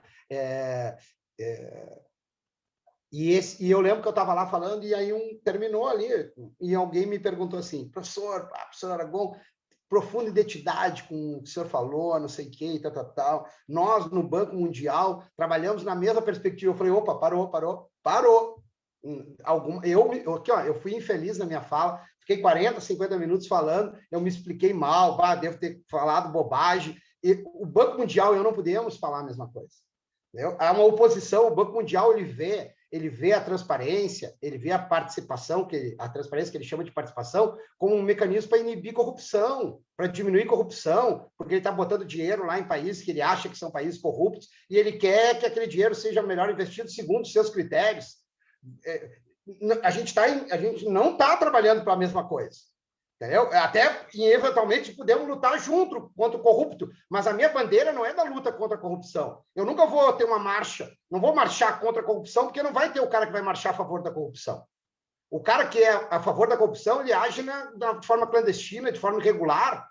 Então, assim, dos grandes cuidados que eu recomendo é ressignificar conceitos. É, de fato, às vezes, olhar e dizer assim, esse conceito está em disputa, eu tenho que debatê-lo melhor. Eu não posso cair na armadilha de usar o mesmo conceito desse bloco teórico, porque senão, daqui a pouco eu vou chegar a conclusões parecidas e ele tem uma origem teórica porque ele vai ter um objetivo. Ele é um ferramental para isso, né? Eu gosto de usar, Edmara, um raciocínio que, para mim, me ajudou, provavelmente, quando eu estava começando meus estudos lá de graduação, a entender um professor de filosofia da ciência que dava uma cadeira para mim no primeiro semestre. Eu sou formado em letras e direito. E letras tinha um cara que dava filosofia da ciência para mim, e eu não entendia nada da aula do cara no primeiro semestre. Filosofia da ciência, aquilo para mim era... Eu só lembro que ele era colorado. Mas, assim... mas uma coisa ele conseguiu me explicar, lá naquela cadeira de primeiro semestre, lá no final dos anos 80.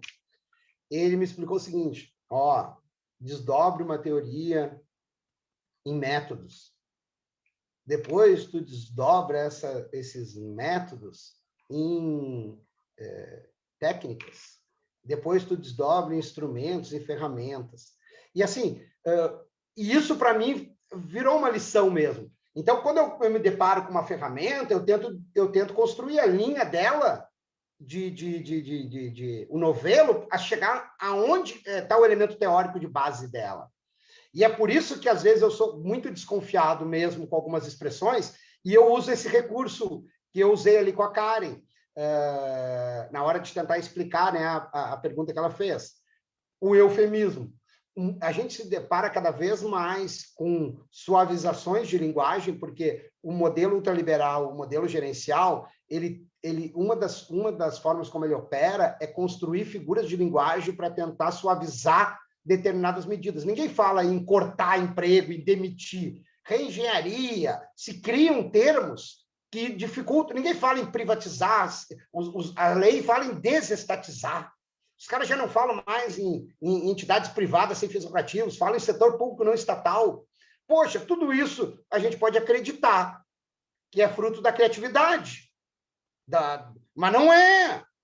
Eu advogo que isso está associado a algo que é pensado, construído, né? Como eu usei em dado momento a expressão terceiro setor. Então, a própria expressão transparência, eu tenho que ter cuidado com a expressão transparência, porque eu tenho que classificar muito. Ora, como até contra a lei de acesso à informação, ela não trouxe avanços.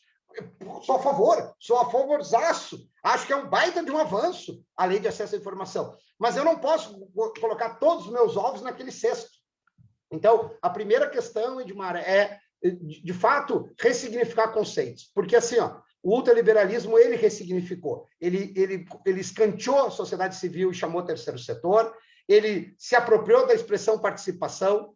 Ele retirou o cidadão do universo do debate e trouxe cliente e usuário para nós. Então, assim, claramente pensado, Edmar, claramente pensado. E é nosso papel, às vezes, olhar e dizer assim, pô, perdi essa disputa, então abandono esse termo e vou usar outros, ou vou disputar conceitualmente? E eu acho que tem termos que a gente tem que disputar conceitualmente. É isso que a Evelina Dagnino chama de confluência perversa, que é chegar a um modelo teórico e atravessar ressignificando conceitos. Nós passamos por isso. Quantas vezes nós ouvimos, eu ouvi que a luta de classe tinha terminado, que esse discurso de esquerda e direita tinha sido superado. Quantas vezes eu ouço hoje isso? Né? E claramente tem um discurso por trás disso. Então, a primeira questão para mim que eu chamaria a atenção é ressignificar conceitos. Eu ia falar outra coisa, mas o Fernando aqui me está chamando ali. Não, acho que é a Marie. Quem? Não, desculpa, professor. Não, era para falar depois. Não, deixa o Fernando falar. O Fernando não orienta. Deixa o Fernando, só para você saber, o Fernando trabalha comigo, me orientando de doutorado, e provavelmente a gente vai falar alguma coisa na mesma linha. Então, deixa ele falar primeiro, qualquer coisa complementa. Olá, Fernando. Desculpa, só antes... Oi, tudo bom, professora? Oi, tudo bem? A gente está se aproximando do final do nosso horário, então eu acho que depois da pergunta do Fernando, infelizmente, a gente encerra. Seria uma coisa para ficar tranquilo até, no mínimo, 9 da noite aí, mas, enfim, se alguém tiver mais, além da pergunta do Fernando, talvez mais uma, senão encerramos, o que é uma pena, lastimável. Fernando, contigo.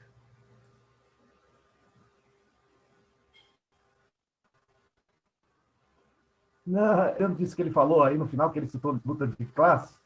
Então, tem uma abordagem, talvez epistemológica, também ajude os alunos, e aí me deu coragem para falar, que seria justamente a materialista. Seria o marxismo como uma ferramenta da gente também olhar a administração. Então, se eu for da hegemonia, né? Então, no meu mestrado eu usei o conceito do Gramsci, né? de hegemonia, de coerção e de uso da força, né? nessa estrutura como forma de controle. Então, a gente pode ver várias coisas como instrumentos de alienação. Acho que, acrescentando essa fala que o senhor falou, assim, uma dica também para os estudantes é recorrer também a essa abordagem epistemológica do materialismo, porque dentro disso que...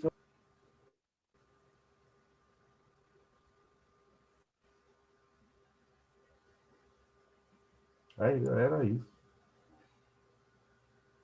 Cortou um pouquinho, mas acho que deu para entender. Sim, consegui entender. A Maria ia falar? Sim, tudo bem. Seguinte, uma das coisas que eu ia colocar, que eu acho que vai um pouco nessa linha que o Fernando falou, Aragon comentou a questão da transparência, controle social com pilares de participação, que implicaria num debate, né? E esse debate, e eu acho que tem a ver com essa ressignificação dos conceitos, né? Essa busca por ressignificar os conceitos, né?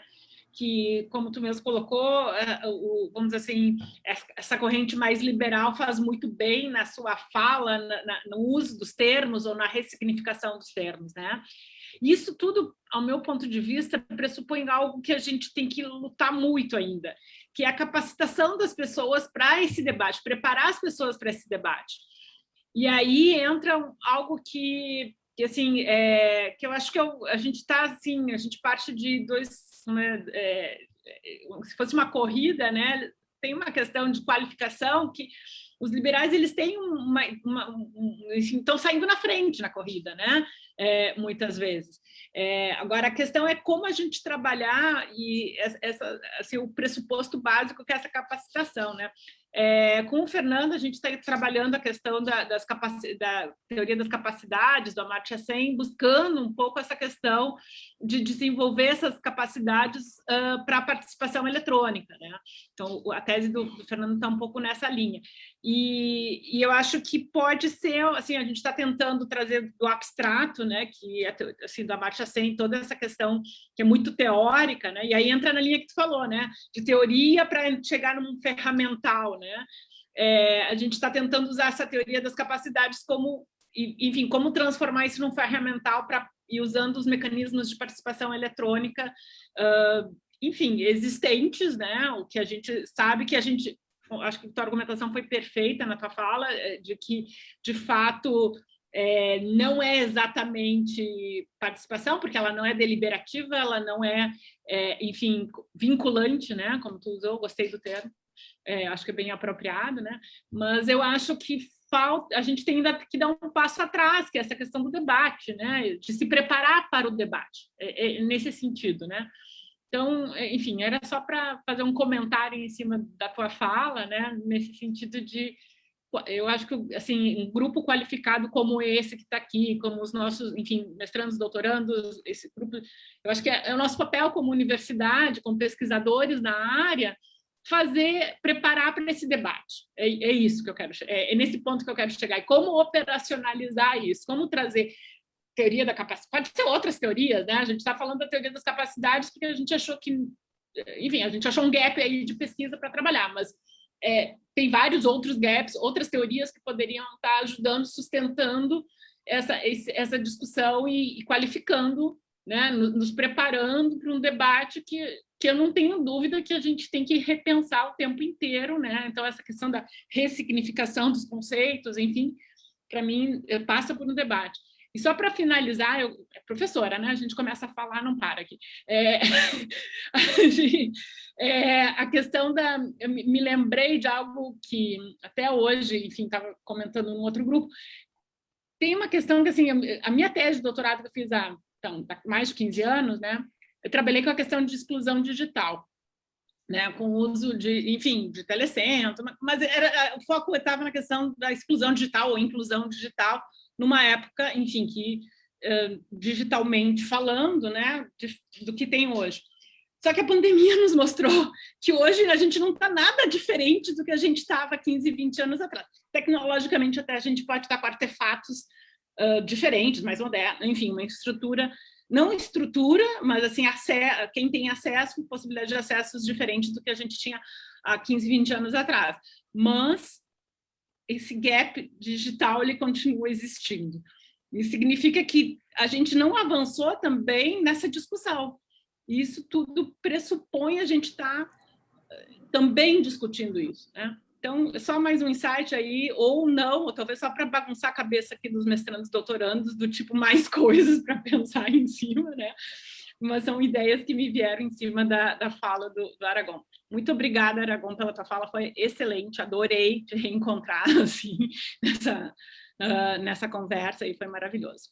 E eu vou ficar aqui. Só para pegar carona nisso, né? O que é inclusão digital hoje mudou completamente, né? O acesso não é mais tratar de acesso. Mas o debate é o mesmo, Ed. Sim, mas a gente mudou, assim, tudo bem, a gente está mudando, assim, não é o acesso, mas continua existindo exclusão digital. Não, eu acho que piorou. Eu estou concordando contigo, mas eu acho que está ainda pior, porque hoje isso é necessário para o exercício daquilo de cidadania mínima que se pode fazer, né? da mini participação que... Ok, não tem nenhuma, mas enfim, da mini manifestação que a gente pode fazer. Mas a gente ainda está vivendo nesse momento algo antes disso ainda, que não é nem participação, a gente está falando de crianças que estão fora da escola e que, tipo assim, a minha filha que está numa escola privada tem acesso online o tempo inteiro, ela está odiando, mas tem, entendeu? Agora, quem não tem, pronto. Tá muito pior. O gap educacional vai ficar maior, né? As ferramentas necessárias hoje são outras. Trabalho, a mesma coisa, enfim, aí por aí vai, né? Não, eu estou concordando contigo, mas eu acho que a gente está um pouquinho pior ainda, porque tem uma ilusão de que o acesso ou a posse é a inclusão, né? Isso é um pouco isso é a dissertação da Luzia. Então, por isso que eu acho que está pior, porque tem um certo discurso em entes de governo que estão todos incluídos, né? Um teste de ferramentas feito em celulares de última geração, enquanto que metade da população tem um celular que cabe em 3 aplicativos, e esses 3 vão ser uma rede social, um browser e o WhatsApp. Não há espaço para o aplicativo do governo. E aí, se o governo digital via esses super aplicativos pesados, isso é pior ainda. Isso deixa mais distantes ainda os que já estavam. E isso é extremamente perverso, né? Acho que não é uma palavra forte demais. Isso é extremamente perverso em termos de exclusão, ou seja, o quanto o governo digital gera de exclusão digital e social. Desculpa, me empolguei, Aragão, é para ti. Não, eu já falo aqui, me despeço, Edmara, pode ser. Isso? Tu que manda aí. Acho sim. Não, pode ser. Então, tá assim, acho que o Fernando tocou num ponto que, para mim, ele é muito importante, mas normalmente eu tenho alguns cuidados com isso, mas, assim, já que ele abriu aqui as porteiras, então eu sigo, tá? Sim, eu acho que a gente, do ponto de vista da concepção epistemológica, da onde a gente parte, principalmente no campo progressista, o campo da esquerda, a gente tem que avançar e a gente tem que redescobrir algumas leituras clássicas e batalhar um pouco mais, que eu acho que tem respostas para fenômenos atuais. O fenômeno da exclusão que vocês estão mencionando, que é o fenômeno da exclusão digital, ele é uma superestrutura contemporânea de uma exclusão de outra natureza em outro período. É exatamente isso. E mesmo aqueles que estão incluídos, volta e meia, também se deparam com fenômenos de exclusão, mesmo os que estão incluídos, digamos, socioeconomicamente. A Edmara, Marie, pessoal, a tragédia que vocês devem estar passando pela mesma coisa, mas a tragédia que eu observo no processo de formação com o uso da tecnologia e tal, é gigantesco. Os meus alunos e alunas com uma condição socioeconômica mais frágil estão há 1 ano excluídos do processo de ensino. Estão há 1 ano excluídos. Né? Gente que não está conseguindo assistir a aula. Eu que uso o modelo... FRJ direto, graduação. Eu que uso o modelo síncrono. Maria, eu dou aula síncrona, como se eu tivesse... Pô, o cara está excluído. O pessoal da comunidade não pega o sinal. E mesmo a universidade deu chip com banda, não tem. Entendeu? E a gente não está conseguindo responder. A Stephanie lá na UERJ deve estar com o mesmo problema. Edmara, tu na PUC mesmo. Assim, enfim, tá? Mas assim, então, acho que o Fernando tem razão. Eu tenho, né, a minha matriz também, Fernando, do ponto de vista epistemológico, da onde eu parto, tu já me leu, então pronto, né? E Mas, assim, eu acho isso fundamental, porque aqui eu deixo duas reflexões finais aqui. Uma indo ao encontro dessa tua provocação, outra indo ao encontro da fala ali da Marie e da Edmar. A primeira é o seguinte: o campo progressista, o campo da esquerda, tem uma dificuldade gigantesca em refletir sobre esse tema. Ele tem um preconceito sobre esse tema, ele tem um preconceito para discutir o tema da administração pública como braço do governo. Ele não consegue teorizar sobre isso. E aí, quando ele não consegue teorizar, ele usa a teoria da direita. Ponto. É isso. Aí não adianta, aí não dá para ter pena, entendeu? Aí eu vou usar os instrumentos. Eu vou ter o governo Lula e Dilma governando com instrumentos criados pelo Fernando Henrique. Pá. Aí o Temer pega e diz assim: os caras não desmontaram isso aqui, então beleza, eu só vou continuar o desmonte, entendeu? Daquilo que tinha sido construído antes. É o Eduardo Leite no Rio Grande do Sul. Opa, só um pouquinho. Então eu vou continuar da onde parou o Brito nos anos 90, não é no Chile. O Brito começou a privatização da CE, agora eu terminei. Agora eu vou para a Corsã, cadê a Karen ali? Vou para a Procergs e vou para o Banrisul. E termino o ciclo. Né, Karen? O cara está concluindo a agenda dos anos 90 inconclusa no Rio Grande do Sul. Então, me parece que sim, todo mundo que está nesse campo, independente, né, do ajuste mais fino, mas no campo que eu chamo de progressista, para poder abarcar todo esse pessoal que tem divergências com o modelo hegemônico, e que tem formação, tem obrigação de militar. Né? O papel nosso de professor é um papel militante. Pô, tem que ser, não adianta. O cara, não adianta subir para o muro, não dá. A história vai depois resgatar isso aí, vai nos cobrar esse papel. Ela já nos cobrou no final de 2018. A nossa insuficiência de conseguir, porque, de alguma forma, tem um fracasso. Eu me sinto fracassado naquele novembro de 2018. Eu me sinto fracassado. Bem, a segunda questão, para concluir, é essa questão que a Marie e a Edmar comentaram, e que eu acho que ela não é menor mesmo, assim, ó, que ela não é menor mesmo, que é esse debate que eu estava chamando de debate conceitual, tá? Que eu estava alertando para a relevância disso, ele tem também um outro papel. Cuidem só, assim, eu acho que a Marie capturou ali na fala dela. Não há possibilidade de idealizar a participação sem o processo da transparência e do controle social. É uma escadinha. Porém, contudo, todavia, exceto se a gente tiver uma ruptura, assim, né, Fernando? Que é impensável aquela ruptura, tá? Naqueles marcos teóricos antigos, é impensável aquela ruptura. Né? A gente está num processo reformista, não vai haver revolução. Dentro desse marco reformista progressista, eu saliento o seguinte: não há participação sem controle, sem transparência. Vou aqui botar umas frasezinhas para fechar. Não há possibilidade de pensar o controle social sem transparência e pensar a participação sem transparência e controle social. Porém, contudo, todavia, eu não posso cair na ilusão de que a transparência e o controle social levem à participação. Essa corrente de transmissão não está garantida. Então, investir, debater, avançar no debate a respeito da transparência e do controle social é fundamental, é processual, é procedimental, mas sempre com essa visão de que não há garantia, de que se eu achar que me satisfazer, incluir uma maioria, agora o governo está dando mais... a Porto Alegre fez a carta de serviço ao cidadão. O secretário de transparência foi o último nomeado pelo Marquesan.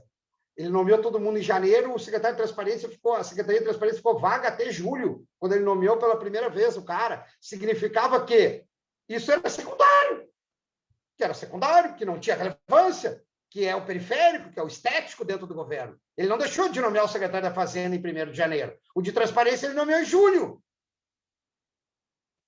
No Tribunal de Contas, um auditor do Tribunal de Contas. Então, assim... Então, estamos referindo ao governo Marquesan, ao governo anterior. Então, assim, é fundamental ter clareza nisso. É fundamental ter clareza nisso. De que há uma linha de transmissão. Por que que eu acho, e por que que eu tenho o maior prazer em fazer o debate sobre transparência e controle social? Porque eu entendo que isso faz parte do processo para a gente avançar. As coisas não vão se construir do nada. Entretanto, aí, Marie, Edmar, todos que trabalhamos com ensino, que trabalhamos no processo de formação, cada um opta por um caminho, cada um tem a sua forma, né? Vários aqui foram judiados por mim no passado, tá? E assim, no sentido de que uma das lições que eu tento transmitir, assim, que eu acho que é importante, é o seguinte: para eu poder construir um macro, eu tenho que também trabalhar no micro. Não adianta eu ter um discurso se eu não domino tecnicamente determinados instrumentos. Alguém vai dominar aquilo ali. Então, assim, ó, eu tenho que dominar esses instrumentos para poder fazer essa disputa macro, teórica. Por quê? Porque o campo conservador investe nisso, forma pessoas para isso, trabalha em cima disso e ocupa postos de trabalho-chave em função disso.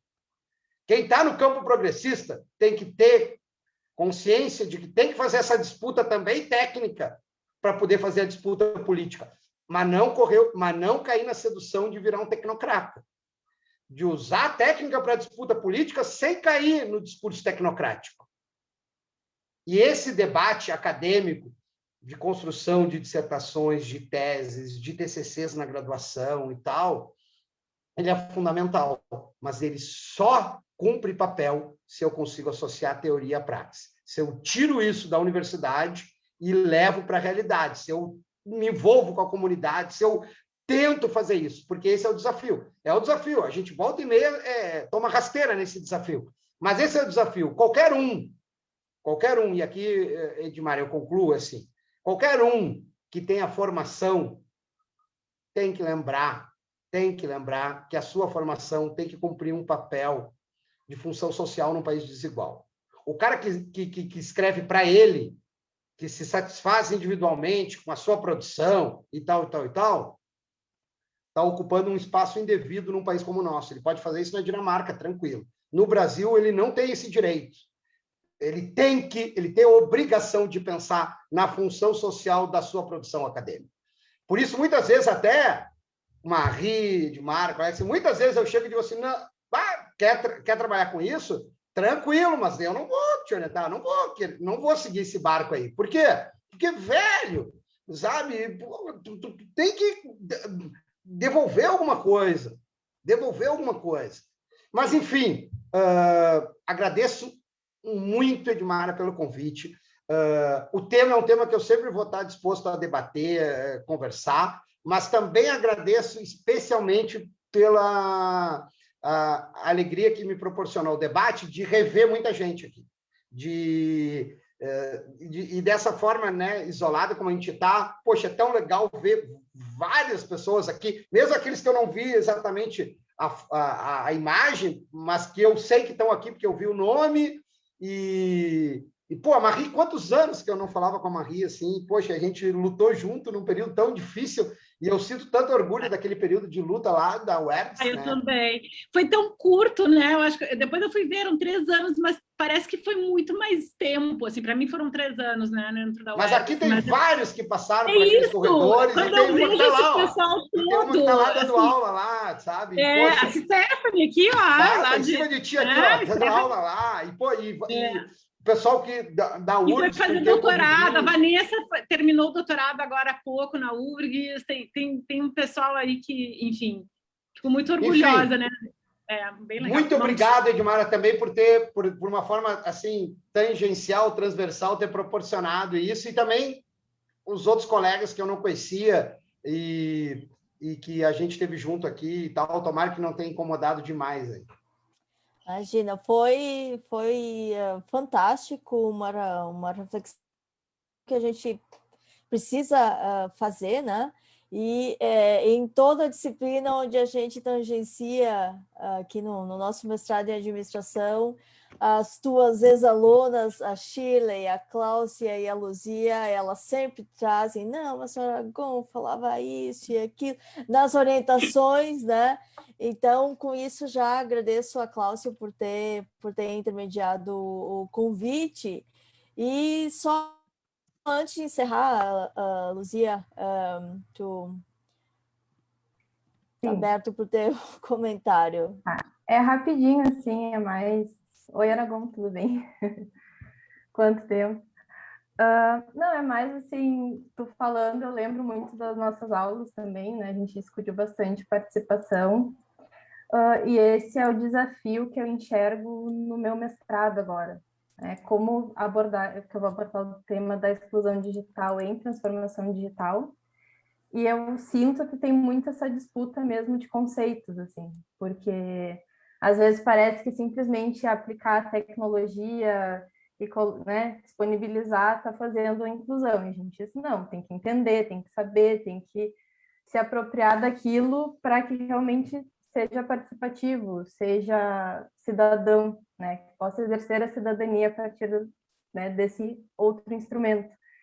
Então, agora com a tua fala, assim, eu acho que eu encontrei, assim, onde está meu ponto, que é a questão dos conceitos, né? Como conseguir mostrar essa face da exclusão digital, que nos artigos, em geral, a gente não vê esse debate tão de frente, assim, né? De dizer, não, olha, a exclusão digital acontece porque a gente tem um problema sério em outros campos, né? E não simplesmente, exclusão digital, que pena, né? Então, acho que essa tua fala, assim, também, além de relembrar as aulas, também trouxe um incentivo para continuar aqui como militante e como também entregando à sociedade, né? O fruto do nosso estudo aqui. É isso. Legal. Eu acho que a Edmara pegou ali já, e aí vocês vão conseguir conversar bastante sobre isso. Ela pegou bastante, eu acho que a ideia ela usou até a expressão pilar ali em dado momento, né?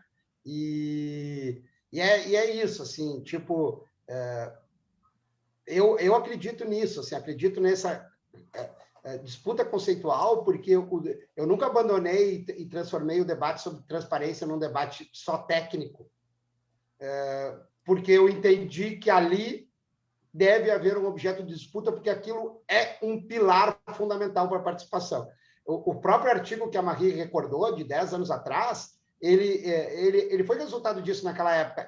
Digamos que quando a gente resolveu escrever sobre isso, foi porque ela identificou, e eu também, que a gente tinha necessidades complementares, tipo, de olhares sobre aquele objeto, né?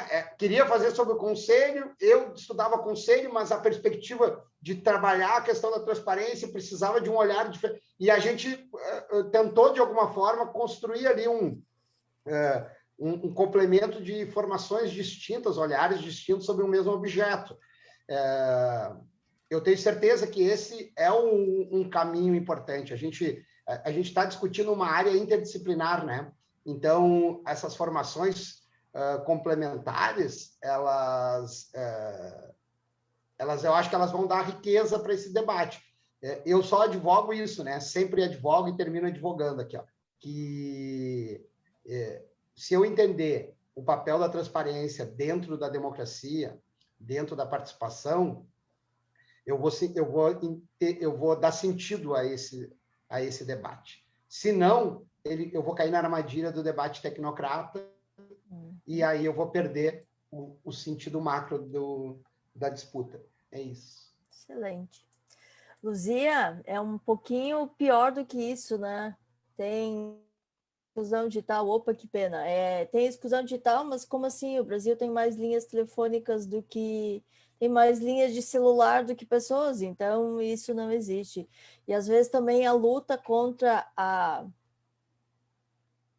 supremacia da tecnologia, né? Ela é forte, né? Em governo digital, em cidade inteligente, às vezes são lutas que a gente perde, pelo menos por um momento, mas a gente precisa, né? A gente precisa continuar perseverando. Super obrigada, Aragon, foi sensacional. Eu não li aqui, mas tem o WhatsApp em vários grupos das pessoas que estão assistindo, nos orientando no grupo de WhatsApp, do grupo de pesquisa, aqui no chat, então já está surgindo muito efeito a tua fala. Então, agradeço, né, em meu nome e em nome do Guilherme. Eu não sei se o Guilherme está aí ainda, ele disse que ia precisar sair um pouquinho antes. Como líderes do grupo, agradeço a presença de todos. Para quem quiser participar de outros eventos, o Luiz colou ali o nosso grupo de Facebook. Imagina, Marie, foi ótimo te ter aqui e lembrar os nossos velhos tempos de grupo juntos, presenciais, a nossa foto no final. Ai, saudade. Qualquer coisa presencial da saudade.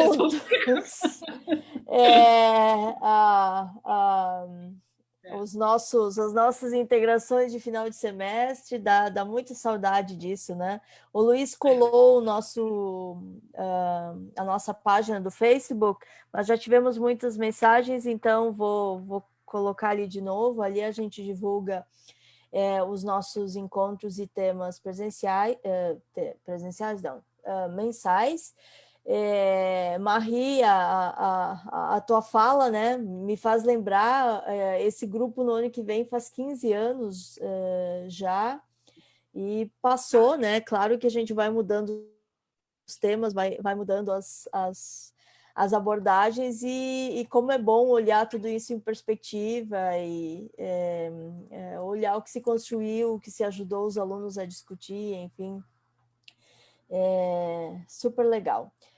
Obrigada a todos, tenham uma boa noite, cuidem-se e cuidem de mais alguém. A situação está muito séria para cuidar só de nós, cada um cuida de pelo menos mais um. E foi um prazer ter todos vocês aqui. Obrigada, boa noite. Valeu, gente. Boa noite. Boa noite, pessoal. Boa noite, gente. Um abraço, pessoal. Obrigado. Prazer, viu? Boa noite. Boa noite. Tive que parar por um bom motivo. É hora da janta. É muito bom te reencontrar, professora Aragon.